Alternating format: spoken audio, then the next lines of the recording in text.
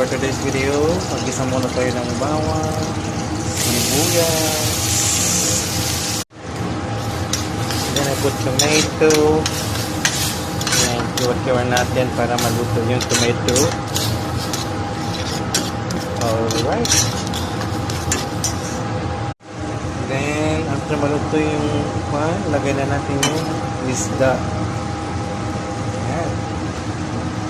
Then, we will put the itlog, the egg.